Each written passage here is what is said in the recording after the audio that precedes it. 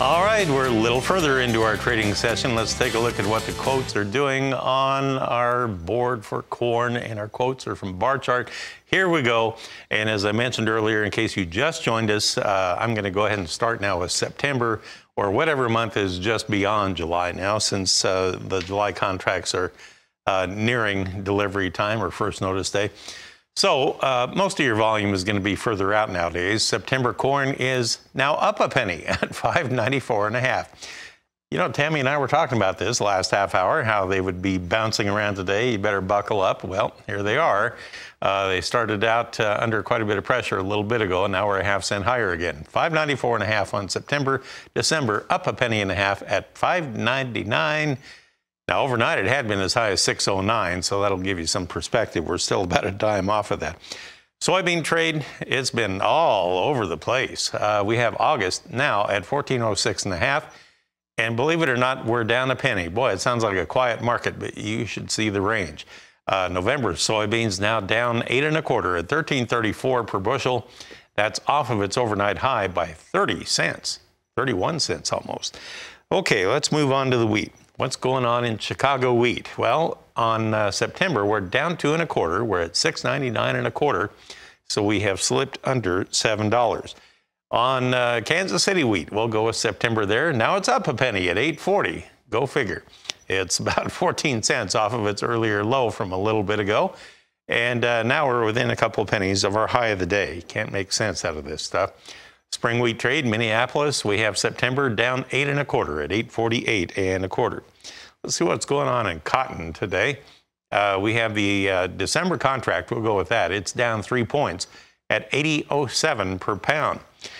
Well, I want to welcome aboard the illustrious Ben Hushon of the mill in Whitehall, Maryland, who gives us an update each week at this time about conditions in that part of the country. And I know you've been kind of dry there lately, and there was a lot of moisture headed your direction, but I was watching yesterday, and I'm afraid to say it. I'm afraid of what your answer might be. It looked like it may have just missed you. Did it or not? Unfortunately, you are accurate again, Marlin. Good morning. We did not get any scattered showers or anything yesterday. We had some scattered showers pass through Friday that brought a little bit of temporary relief to part of the area. But still, boy, we've hit that V4, V6, V7 stage on corn for some of it, and it's critical. There is some, not sure how many adjectives and adverbs to put in this sentence, but there's hesitating relief or optimism that there is a pretty solid chance of scattered showers like Wednesday right through Sunday. So at least the forecast in this region is not 10 days of no rain. At least there's chances of scattered showers that's bringing a little bit of optimism. Well, it looks like you're surrounded by little chances, little clusters kind of on all sides of the air right now. Hopefully something will come in and save the day. So in the absence of rain, what are the farmers up to?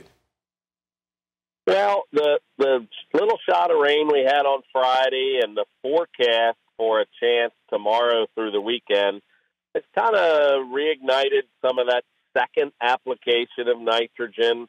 So folks are back at putting that rest of their nitrogen and sulfur on. But probably the biggest news, Marlin, since we talked last Tuesday is barley is ready. And again, dry weather is a great time to cut barley. Was in some video there from the Raymeyer family farm was 13% moisture last night. And he said that's as wet as he had been in all day.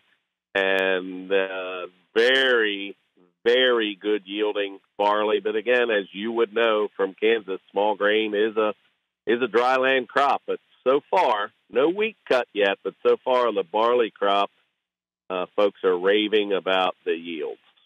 Boy, beautiful pictures and video that you supplied. That is a gorgeous area there. But thank you so much for the update and all the information on what farmers are doing and struggling through right now. Appreciate that. And Ben, fingers crossed. Hopefully you'll snag some showers that you so desperately need out there. Ben Hushon of the mill in Whitehall, Maryland. We'll pause right here And we'll come back and take a look at livestock next.